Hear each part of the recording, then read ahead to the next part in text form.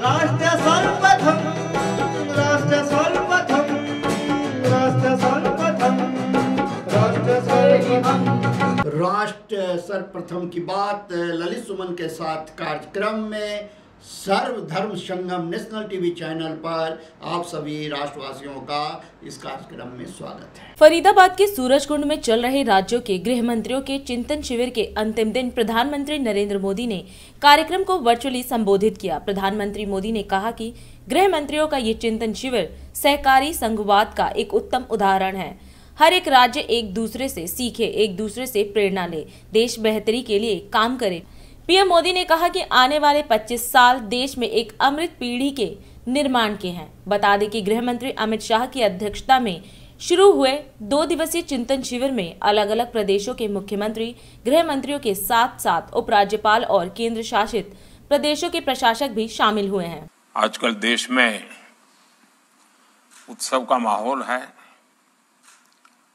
ओणम, ईद, दशहरा, दुर्गा पूजा, दीपावली सहित अनेक उत्सव शांति और सौहार्द के साथ देशवासियों ने मनाए हैं। अभी छठ पूजा समेत कई अन्य त्योहार भी हैं। विभिन्न चुनौतियों के बीच इन त्योहारों में देश की एकता का सशक्त होना आपकी तैयारियों का भी प्रतिबिंब है। संविधान में भले कानून और व्यवस्था राज्यों का दायित्व है, लेकिन ये देश की एकता, अखंडता के साथ भी उतने ही जुड़े हुए हैं। सूरजकुंड में हो रहा गृह मंत्रियों का ये चिंतन शिविर कोऑपरेटिव फेडरलिज्म का भी एक उत्तम उदाहरण है। हर एक राज्य एक दूसरे से सीखे, एक दूसरे से प्रेरणा ले, देश की बेहतरी के लिए मिलजुल करके काम करें। ये संविधान की भी भावना है और देशवासियों के प्रति हमारा दायित्व भी है। आने वाले 25 साल देश में एक अमृत पीढ़ी के निर्माण के हैं। ये अमृत पीढ़ी पंच प्राणों के संकल्पों को धारण करके निर्मित होगी। विकसित भारत का निर्माण, गुलामी की हर सोच से मुक्ति, विरासत पर गर्व, एकता और एकजुटता और सबसे प्रमुख बात नागरिक कर्तव्य, इन पंच प्राणों का महत्व आप सभी भली भांति जानते हैं, समझते हैं। ये एक विराट संकल्प है जिसको सिर्फ और सिर्फ सबका प्रयास से ही सिद्ध किया जा सकता है। जब भी कोई नेचुरल कैलेमिटी होती है, प्राकृतिक आपदा होती है, तो इन दिनों एनडीआरएफ की, एसडीआरएफ की एक पहचान बनी हुई है। उनका यूनिफॉर्म, उस संकट के समय पहले पहुंच जाना, और इसके कारण देशवासियों के मन में इनके प्रति एक विश्वास बना है कि भाई ये आए हैं, चलिए संभल जाएगा। ये जो कह रहे हैं मानना चाहिए।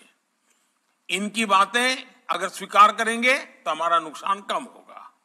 आपदा के समय में जैसे ही एनडीआरएफ, एसडीआरएफ की टीम पहुंचती है, वैसे ही लोगों को संतोष होने लगता है कि अब एक्सपर्ट टीम पहुंच गई है, अब से अपना काम कर लेंगे। गृह मंत्री जी आपके साथ बात कर रहे हैं, वो जो भी विषय आप चर्चा करेंगे मुझ तक जरूर पहुंचेगा, और मेरे हिस्से में जो जिम्मेवारी होगी, मैं सभी मुख्यमंत्रियों को, सभी गृह मंत्रियों को विश्वास दिलाता हूं कि आपकी आशा अपेक्षा पर खरा उतरने के लिए भारत सरकार भी उतना ही प्रयास करेगी। मेरा आप सबको बहुत बहुत धन्यवाद, बहुत बहुत शुभकामनाएं। केंद्रीय वित्त मंत्री निर्मला सीतारमण ने शुक्रवार को जवाहरलाल नेहरू प्रौद्योगिकी विश्वविद्यालय के परिसर में काकीनाडा में भारतीय विदेश व्यापार संस्थान परिसर की तीसरी शाखा का उद्घाटन किया। इस अवसर पर वित्त मंत्री निर्मला सीतारमण ने राष्ट्रीय विकास के लिए IIFT परिसर के महत्व के बारे में बताया। उन्होंने वाणिज्य मंत्रालय के विकास के लिए नीति निर्माण और अनुसंधान के लिए IIFT के महत्व पर जोर दिया। राज्य सरकार ने काकीनाडा विशेष आर्थिक क्षेत्र में समुद्र तट के पास यू कोठापल्ली मंडल में IIFT स्थायी परिसर स्थापित करने के लिए 25 एकड़ भूमि आवंटित की है। IIFT अधिकारियों ने रुपए के अनुदान के लिए एक प्रस्ताव भी प्रस्तुत किया। वाणिज्य और उद्योग मंत्रालय, उपभोक्ता मामले के मंत्री पीयूष गोयल, सांसद, मंत्री और अन्य विधायक इस कार्यक्रम में मौजूद रहे। मध्य प्रदेश के मुख्यमंत्री शिवराज सिंह चौहान सीहोर के खैरी सिलगेना में मुख्यमंत्री जन सेवा अभियान के तहत आयोजित शिविर में शामिल हुए। इस दौरान मुख्यमंत्री शिवराज ने लोक निर्माण विभाग की ओर से बनाए जाने वाली 21 करोड़ 90 लाख रुपए की लागत की 4 सड़कों का भूमि पूजन किया। सीहोर में आयोजित शिविर में मुख्यमंत्री शिवराज ने कोऑपरेटिव सोसाइटी के खिलाफ फसल तुलवाने में गड़बड़ी की शिकायत पर तत्काल जांच कराने के निर्देश दिए और कहा कि दोषियों के खिलाफ कड़ी से कड़ी कार्रवाई करें। सीएम शिवराज सिंह ने कहा कि पंचायत स्तर पर मुख्यमंत्री जन सेवा अभियान शिविर लगाए गए हैं ताकि किसी भी नागरिक को अपने कामों के लिए सरकारी दफ्तर के चक्कर नहीं लगाने पड़े और उनकी समस्याओं का समाधान शिविर में ही हो जाए। एक तो सबसे पहले मैं खैरी सिलगेना को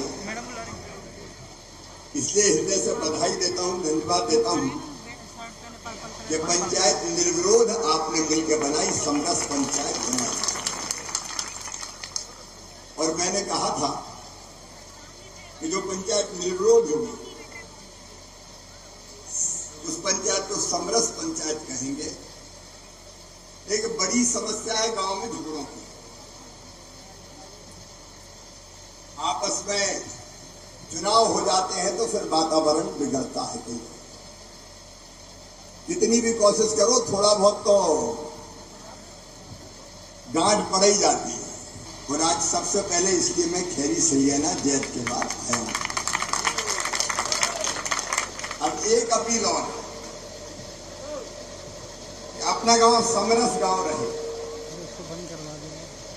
मतलब मिलजुल के हम चलें, मिलजुल के हम फैसला करें, मिलजुल के अपने गांव को आगे बढ़ाएं।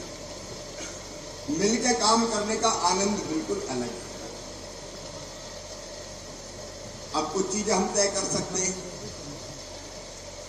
जैसे हम ये तय कर सकते हैं कि गांव की कोई रिपोर्ट थाने में नहीं होगी। जो मामले अगर छोटे मोटे आ भी जाए तो आपस में मिलके हम लोग सुलझा लेंगे। हो सकता है कि नहीं हो सकता? बताओ, सिलगेना वाले बताएं, हो सकता है कि नहीं? हो सकता है। काय को पुलिस वाले अपने गांव में आए, अपनी चीजें संभालें। ऐसे छोटी छोटी चीजों में अगर मन बड़ा कर लिया तो समस्याएं सुलझ जाती। नहीं, तीख पे बात आ गई तो तूने जो करो अब तू देख, मैं जो करूं। उसमें क्या अपनी ताकत पूरी इसी में लग जाती। और इसलिए हमारा गांव समरस गांव है। मैं बाकी 4 पंचायतों से भी कह रहा हूं कि जहां हो गए चुनाव हो गए, लेकिन आपस में एक कैसे रह सकते। आज के शिविर में सर जरूर आवास में सर 17 लोगों के आवेदन प्राप्त हुए। सब चेक करा फटाफट सर। इसमें 17 में से सर 13 के नाम सर ऑलरेडी लिस्ट में मिल गए हैं सर, जो आवास प्लस में है सर। एक मेरे पास शिकायत आई है, ये फसल तुलवाने में सोसाइटी, कौन सी है सोसाइटी है? सोसाइटी तौल करने में इसकी जांच करवाओ किसानों से। जी सर, जी सर। इसमें यदि कोई दोषी होगा सर इसको तत्काल इसको मैं जांच के लिए दे रहा हूँ। जी सर। अगर ऐसा है तो फिर नौकरी करने लायक नहीं रहने दूंगा, कोई भी हो जाए सर। आज के एक के बाद एक कई कार्यक्रम है, यहाँ से गादर में, गादर से फिर अकोला में, नीमकौन में, सलकनपुर में, लगभग 1:30 बजने वाले हैं। सिलगोना में जो आपने स्वागत किया उसके लिए हृदय से आभारी हूं। और अभी मेरे पास मांग पत्र आया है पूरा, इस मांग पत्र में भी ठीक से विचार करके जो जो चीजें संभव है वो अपन करवाने का काम करेंगे, पुराने काम अब हो जाएंगे। सेल्फ हेल्प ग्रुप का काम भी ठीक चले, उसकी चिंता करो, सीओ इसकी चिंता करेंगे। और आप सबने स्नेहपूर्वक स्वागत किया, इसके लिए बहुत बहुत धन्यवाद। बोलिए भारत माता की धन्यवाद। कांग्रेस ने रेवड़ी शब्द या मुफ्त योजनाओं को लेकर केंद्र की मोदी सरकार पर जमकर निशाना साधा। कांग्रेस प्रवक्ता सुप्रिया श्रीनेत ने रेवड़ी शब्द को लेकर मोदी सरकार को घेरते हुए कहा कि लोकतांत्रिक देश में जनमत सर्वोपरि है। कांग्रेस प्रवक्ता ने कहा कि गरीब जनता को आर्थिक सहारा देना रेवड़ी है, तो सरकार जो बड़े उद्योगपतियों के कर्जे माफ करती है तो फिर वो क्या है। सुप्रिया श्रीनेत ने कहा कि कुछ फैसले जनता पर छोड़ देने चाहिए कि वो मुफ्त रेवड़ी लेना चाहती है या नहीं। कांग्रेस ने सरकार पर कॉर्पोरेट टैक्स कट करने और स्टार्टअप के लिए इंसेंटिव देने को लेकर भी सवाल उठाए। 16 जुलाई 2022 को प्रधानमंत्री मोदी ने बुंदेलखंड के अपने एक भाषण में पहली बार रेवड़ी शब्द का इस्तेमाल किया।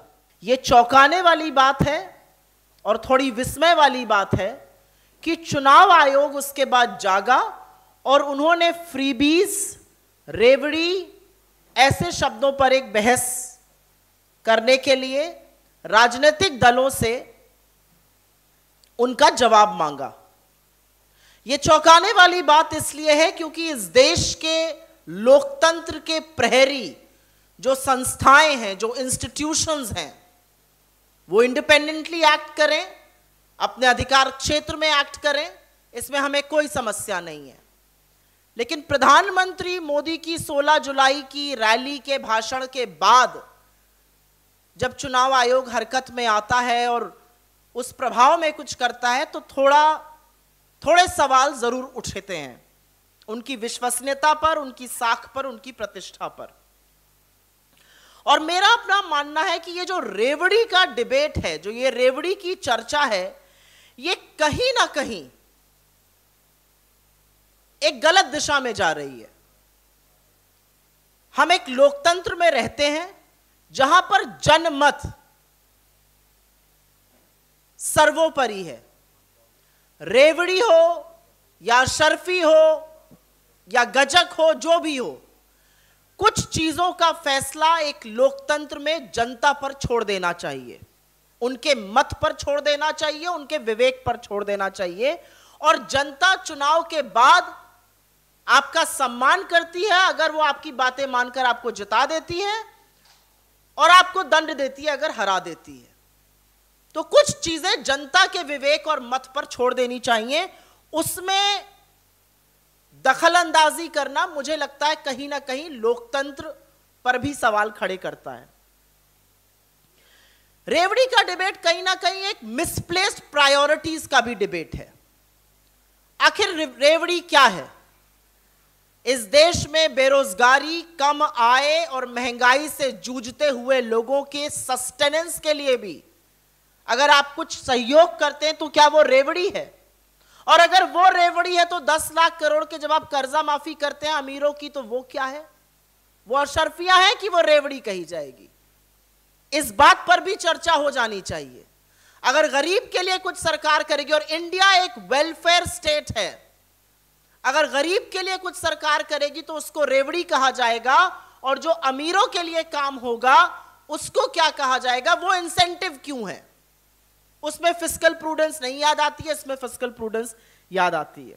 कि रेवड़ी एक तरफ और अशर्फियां एक तरफ, 10 लाख करोड़ से ज्यादा बट्टे खाते में डाल दिए गए इस देश में बड़े बड़े उद्योगपतियों के लोन। वो क्या था? वो रेवड़ी थी, वो अशर्फी थी, वो खुद ब खुद सोने की थाली थी, वो क्या था? इसके बारे में भी सवाल होगा आज, इसके बारे में भी चर्चा होगी। कॉर्पोरेट टैक्स कट करना क्या था? आप स्टार्टअप को इंसेंटिव देते हैं, आप इंडस्ट्री लगाने पर टैक्स इंसेंटिव देते हैं, फ्री बिजली की बात करते हैं, करनी चाहिए।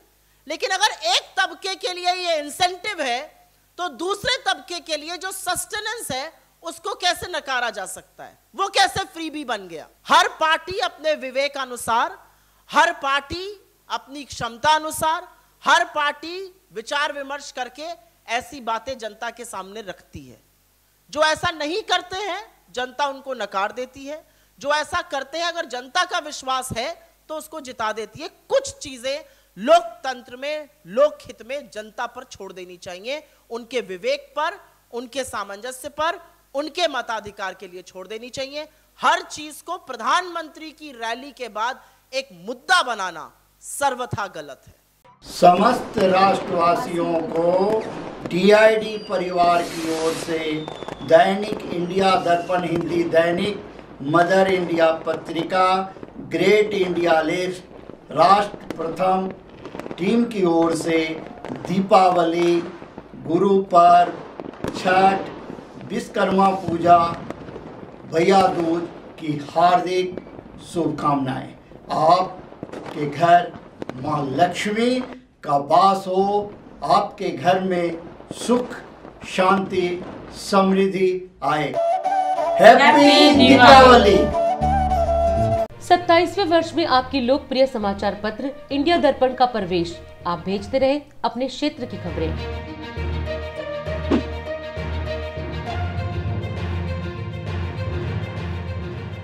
गुजरात के पंचमहल में दिल्ली के मुख्यमंत्री अरविंद केजरीवाल और पंजाब के मुख्यमंत्री भगवंत सिंह मान ने जनसभा को संबोधित किया। जनसभा को संबोधित करते हुए मुख्यमंत्री अरविंद केजरीवाल ने आज गुजरात की जनता से बड़े वादे किए, साथ ही महंगाई को लेकर भी बड़ा ऐलान किया और कहा कि गुजरात में सबसे ज्यादा महंगाई है, सबसे पहले आपको महंगाई से छुटकारा दिलाऊंगा।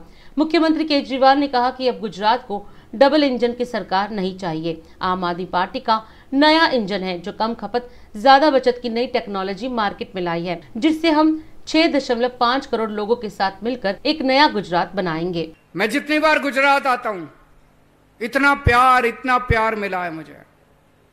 कुछ लोग कहते हैं कि आप हमारे बड़े भाई की तरह हैं, बुजुर्ग कहते हैं कि आप मेरे बेटे की तरह हैं। आपके परिवार का सदस्य बनके, आपके परिवार का मेंबर बनके आपके परिवार की जिम्मेदारी निभाऊंगा मैं जानता हूं इस वक्त आप बड़ी महंगाई से गुजर रहे हो। गुजरात में सबसे ज्यादा महंगाई है, देश में सबसे ज्यादा महंगाई है। सबसे पहले मैं आपको महंगाई से छुटकारा दिलाऊंगा, सबसे पहले महंगाई से छुटकारा दिलाऊंगा। 1 मार्च के बाद आपको बिजली का बिल भरने की जरूरत नहीं है, मैं आपका बिजली का बिल भरूंगा। आपका बिजली का बिल मैं भरूंगा। दिल्ली के अंदर लोगों के 0 बिजली के बिल आते हैं, 24 घंटे बिजली आती है। पंजाब के अंदर 0 बिजली के बिल आते हैं, 24 घंटे बिजली आती है। 1 मार्च के बाद आपके भी 0 बिजली के बिल आएंगे और 24 घंटे बिजली आया करेगी। यह जादू है। 24 घंटे बिजली, 0 बिजली का बिल पूरी दुनिया में कहीं नहीं है। यह जादू केवल केजरीवाल को आता है और किसी को नहीं आता। आपके घर में जितने बच्चे हैं पढ़ने वाले, जो स्कूल जाते हैं,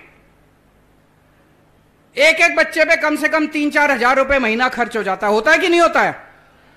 सारा कैलकुलेट करना मैं अभी बताऊंगा, मैं आपका कितना फायदा कराऊंगा महीने में। बिजली का बिल का 2-3 हजार, किसी का 2,000 आता है, किसी का 1,500 आता है, किसी का 3,000 आता है। कम से कम 3,000 रुपए महीना बिजली के बिल 0 आएगा तो 3,000 रुपए महीने का फायदा होगा।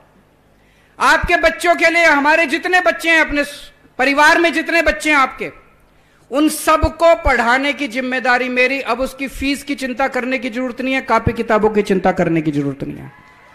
उन सबकी फीस भरने की जिम्मेदारी मेरी, उनकी शिक्षा की जिम्मेदारी मेरी, सारी फीस की जिम्मेदारी मेरी।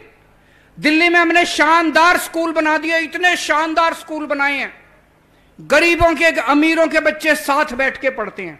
अब दिल्ली में मजदूरों के बच्चे IAS बन रहे हैं, IPS बन रहे हैं, डॉक्टर बन रहे हैं, इंजीनियर बन रहे हैं। गरीबों के बच्चे, रिक्शे वाले के बच्चे आए, मजदूरों के बच्चे। गुजरात के अंदर भी मैंने प्लानिंग करी है, शानदार स्कूल बनाएंगे दिल्ली की तरह। गांव गांव के अंदर स्कूल बनाएंगे और आपके सारे बच्चों की पढ़ाई की जिम्मेदारी मेरी। आपके घर में अगर 3 बच्चे हैं तो कम से कम 10,000 रुपए महीना तो आपका बच जाएगा। 10,000 रुपए उनकी पढ़ाई में जाते हैं कि नहीं जाते? 10,000 रुपए बच जाएगा तो 3,000 बिजली के बच गए, 10,000 शिक्षा के बच गए, 13,000 रुपए। मैं भाजपा और कांग्रेस वालों को बताना चाहता हूं कि देश के 130 करोड़ लोग चाहते हैं, आज मैंने प्रधानमंत्री जी को चिट्ठी भी लिखी है, मैंने लिखा है कि 130 करोड़ लोग चाहते हैं कि नोट के ऊपर गणेश जी और लक्ष्मी जी की तस्वीर होनी चाहिए। और ये कहते हैं डबल इंजन की सरकार, डबल इंजन की सरकार। अरे एक इंजन खराब हो गया, डबल इंजन नहीं, अब नया इंजन लेके आओ, नए इंजन की सरकार। डबल इंजन की सरकार नहीं चाहिए, नए इंजन की सरकार चाहिए। नया इंजन है आम आदमी पार्टी, मार्केट में नया इंजन आया है, कम खपत है, भारी बचत है और खूब शानदार चलता है। नई टेक्नोलॉजी है, नई सोच, नए विचार, नए चेहरे, नई राजनीति। इस बार एक बार आम आदमी पार्टी को सारे मिलके वोट दो और पूरे गुजरात के अंदर जबरदस्त हवा चल रही है, पूरे गुजरात में आंधी चल रही है आम आदमी पार्टी की। इस बार सारे मिलके, चाहे बीजेपी हो चाहे कांग्रेस हो, सारे मिलके एक बार आम आदमी पार्टी को मौका दो। गुजरात के 6.5 करोड़ लोग मिलके, हम सब मिलके एक नया गुजरात बनाएंगे। शुक्रवार यानी आज से लोक आस्था के महापर्व छठ पूजा का नहाय खाए के साथ शुभारंभ हो चुका है। दीपावली के 6 दिनों के उपरांत कार्तिक मास की षष्ठी तिथि को छठ पर्व मनाया जाता है और शनिवार को खरना के साथ 36 घंटे का निर्जला उपवास शुरू है। छठ पूजा हिंदू धर्म में मनाए जाने वाला बहुत बड़ा पर्व और प्रकृति से जुड़ा पर्व है। इस पर्व में सूर्य देव और छठी मैया की विशेष पूजा व आराधना कर व्रती अपने लिए संतान की प्राप्ति, सुख समृद्धि, संतान की दीर्घ आयु और आरोग्य की कामना करते हैं। वैसे तो छठ बिहार, झारखंड, पूर्वी उत्तर प्रदेश, नेपाल में मनाया जाता है, लेकिन अब तो विदेशों में भी छठ पूजा का महत्व बढ़ता जा रहा है। 4 दिन तक छठ पूजा मनाई जाती है, जिसमें नहाए खाए, खरना और डूबते व उगते सूर्य को अर्घ देने की परंपरा सालों से चली आ रही है। नहाए खाए से छठ पूजा की शुरुआत होती है। इस दिन व्रती नदी व घाट पर स्नान करते हैं। इसके बाद सिर्फ एक समय का ही खाना खाया जाता है। छठ मैया की पूजा का दूसरा दिन खरना कहलाता है। इस दिन विशेष भोग तैयार किया जाता है। इसके लिए शाम को मीठा भात या लौकी की खिचड़ी खाई जाती है। वहीं इस महाव्रत का तीसरा दिन दूसरे दिन के प्रसाद के ठीक बाद शुरू हो जाता है। इस महापूजा के तीसरे दिन शाम के समय भगवान सूर्य को अर्घ देने की परंपरा है। घर में सभी सदस्य मिलजुल कर साफ सफाई से शुद्ध देसी घी में ठेकुआ बनाते हैं। ठेकुआ चावल का आटा और घी से बने लड्डू, 5 प्रकार के फल व दिए के साथ पूजा का सूप सजाया जाता है और सिर पर रखकर लोग छठ गीत की धुन पर श्रद्धा भाव के साथ घाट पहुंचते हैं।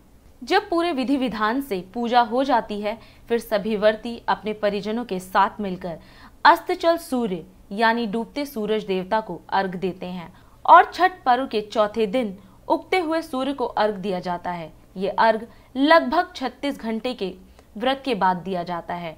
छठ पर्व को लेकर राजधानी दिल्ली में भी काफी उत्साह देखने को मिल रहा है, पर बढ़ते प्रदूषण के चलते राजधानी दिल्ली में यमुना घाट पर छठ पूजा की पाबंदी लगा दी गई है। हालांकि सरकार ने छठ पूजा के लिए जगह जगह घाट बनवाकर आस्था के इस महापर्व में सहयोग किया। इस दौरान राष्ट्र सर्वप्रथम सकारात्मक मीडिया टीम ने दिल्ली के छठ घाट का जायजा लिया और लोगों से इस व्रत के बारे में बात की। आइए देखते हैं इस रिपोर्ट में। हम सुदर्शन पार्क बसी धारापुर छठ घाट पे हैं। आई जानते यहाँ पर लगभग पिछले 15 वर्षों से छठ पूजा होती आ रही है। मुझे ध्यान है जब यहाँ पर डीडीए की लैंड के ऊपर स्टे था तो छठ पूजा करने में बड़ी दिक्कतों का सामना करना पड़ा था और बड़ी मुश्किल से छठ घाट की यहाँ पर स्थापना कराई थी और जिसमें सभी बिहार समाज के पूर्वांचल के लोगों का सक्रिय योगदान गाँव वालों का इसमें रहा। छठ पूजा के लिए क्योंकि आसपास कोई छठ घाट नहीं है, पूरे बसई दारापुर में, सुदर्शन पार्क में, सुदामापुरी, कैलाश पार्क, मोती नगर में पूर्वांचल भाइयों की काफ़ी तादाद है, काफ़ी संख्या है और जिनकी छठ पूजा छठ मैया के अंदर विशेष आस्था है क्योंकि उनका ये महापर्व है। तो इस महापर्व को मनाने के लिए यही एक सेंटर में जगह पड़ती है, स्थान अच्छा है जहाँ पर छठ पूजा होती है। छठ मैया का आज से पूजा आरंभ हो गई है और 5 दिन तक की चलती है और अंत में सूर्य देव को अर्घ्य देते हुए उसके बाद ये अगले दिन समाप्त होती है। और मेरे ख्याल जो मैं समझता हूँ क्योंकि मैं प्रत्येक वर्ष यहाँ पर आता हूँ छठ मैया के उस पर, तो लगभग मेरे हिसाब से 15,000 के आसपास आदमी यहाँ पर छठ मैया की पूजा करते हैं। उगते हुए सूरज को दुनिया अर्घ देती है। ये ऐसा पर्व है जब छिपते हुए सूर्य को अर्घ दिया जाता है क्योंकि जो सूर्य अस्त होता है वही सूर्य उदय भी होता है। ये सृष्टि का चक्र है। तो भगवान सूर्य की आराधना करते हैं। सूर्य शक्ति के स्रोत हैं। ग्रहों में सबसे प्रमुख ग्रह हैं और सूर्य की जिस पर कृपा हो जाए तो रंग राजा बन जाता है। और हमारे यहाँ 15-20 साल से त्यौहार मनाया जा रहा है, तभी से लोगों को जागृति भी आई है, पता भी चला है कि छठ मैया का भी कोई पर्व होता है। आज के दिन का पर्व शुभारंभ है। शुभारंभ मतलब छठ मैया का जो शुरुआत है, शुभारंभ मतलब शुरुआत। आज के दिन में नहाए खाए और एक विधान है कदुआ भात। आज से क्या करेंगे, वो अपने नहाए खाए वाले दिन से सिर बाल सब धो धा के भगवान के बर्तन वगैरह बासन मांज के, और जेंट्स छठ घाट में सेवा करेंगे। छठ पूजा में सिक्का भी न्यू मतलब नहाए खाए उससे भी शुरू करेंगे, वो शुरुआत है। इस समय हम 99 वार्ड सुदर्शन पार्क घाट पे हैं और ये घाट पूर्वांचल के लिए एक देन है और बहुत लोग आते हैं इसमें, और कम से कम 15 से 20 हज़ार लोग इस घाट पे श्रद्धालु आते हैं और हम लोग उनको अच्छी तरीक़ा से इस्तकबाल करते हैं। और लोग आकर के हर नेता, चाहे वो बीजेपी का हो, चाहे वो आम आदमी पार्टी का हो, चाहे कांग्रेस के हो, सारे लीडर पहुंचते हैं और हम लोगों को इस्तकबाल करके जाते हैं। और हम लोगों ने पूर्वांचल के दिल जीत करके इस छठ घाट को हम आप लोग की तरफ से हम उनको शुभकामनाएँ देते हैं। छठ पूजा ये पूर्वांचल की बहुत बड़ा एक पूजा है, जिसकी जितनी भी तारीफ़ की जाए बहुत कम है, क्योंकि इस पूजा का जो महत्व है, मैं छठी मैया से प्रार्थना करता हूँ कि सबको छत्र छाया में रखें और सभी को जो भी मनोकामना लेके आते हैं उनकी पूरी कीजिए। छठ मैया जब आती हैं तो हमारी सारी मनोकामना पूरी करती हैं और इसी मानने के साथ वो छठ पूजा का विशेष रूप से छठ पूजा की जाती है। और अपनी पूजा करने के बाद, अर्चना करने के बाद छठ माता के अगले दिन सूर्य को जल देकर प्रसाद का वितरण करके उसके बाद सारी औरतें अपना व्रत खोलती हैं। औरतों के साथ साथ आदमी भी ये व्रत रखते हैं। कई आपने श्रद्धालु देखे होंगे कि छठ घाट तक अपने घर से लेटते हुए पैदल आते हैं। तो ऐसा विश्वास रखा जाता है कि जब भी किसी की मनोकामना पूरी होती है, जैसा वो मानते हैं वो उसको पूरा करते हैं। ये हम इस समय प्रेजेंट में जो खड़े हैं DDA मार्केट सुदर्शन पार्क बसई दारापुर छठ घाट पे। यह है बिहार पूर्वांचल स्वराज संघ के नाम से घाट है और यह घाट आज से नहीं लगभग 15 साल 20 साल से चल रहा है। नहाए खाए का मतलब माताएं बहनें आज जो नहा खा लेंगे इसके बाद खरना में लग जाएंगे। आज खरना है, 29 तारीख को शाम का अर्क है और 31 तारीख का सुबह का अर्क है जो समापन होगा। कथावाचक अनिरुद्धाचार्य के आश्रम के बाहर 2 महिलाओं के शव मिलने से सनसनी। मौके पर पहुंची पुलिस ने शवों को कब्जे में लेकर पोस्टमार्टम के लिए भेजा। पुलिस आगे की जांच में जुटी। दिल्ली में कालिंदी कुंज यमुना घाट पर नहीं होगी छठ पूजा। प्रदूषण के चलते NGT ने अनुमति देने से किया इनकार। एलन मस्क ने किया ट्विटर का अधिग्रहण। ट्विटर से निकाले गए CEO पराग समेत कई टॉप ऑफिसर। छटनी के बाद भी होगा $88 मिलियन का फायदा। सोनीपत में युवक द्वारा शादी के प्रस्ताव से इनकार करने पर युवती ने किया एसिड अटैक। युवक की हालत काफी गंभीर, फिलहाल अस्पताल में भर्ती।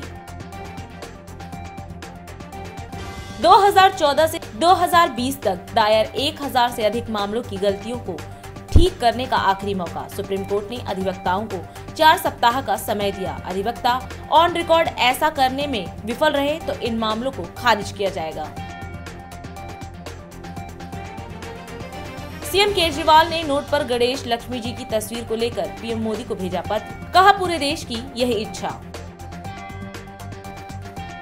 संयुक्त राष्ट्र सुरक्षा परिषद की बैठक में बोले विदेश मंत्री एस जयशंकर, आतंकवाद पूरी मानवता के लिए गंभीर खतरा, इसके वित्त पोषण को प्रभावी ढंग से रोकना होगा। राजस्थान सरकार ने किए बड़े फेरबदल, 30 IAS अधिकारियों के तबादले, जिनमें कई जिला कलेक्टर भी शामिल। जम्मू कश्मीर के किश्तवाड़ा जिले में लगी भीषण आग में 15 मकान जलकर हुए खाक, हालांकि कोई हताहत नहीं। इंडिया दर्पण दैनिक को चाहिए sub editor, news editor, 6 video cameraman, 4 photographer, अनुभवी market executive, video editor, video graphics designer, जिनका टीवी चैनल में काम करने का अनुभव 5 वर्ष, रिसेप्शनिस्ट व पियन। हम आपसे फिर मिलेंगे अगले कार्यक्रम में, तब तक हम आपसे विदा लेते हैं। राष्ट्र सर्वप्रथम, वंदे मातरम, जाग उठा है भारत। राष्ट्र सर्वप्रथम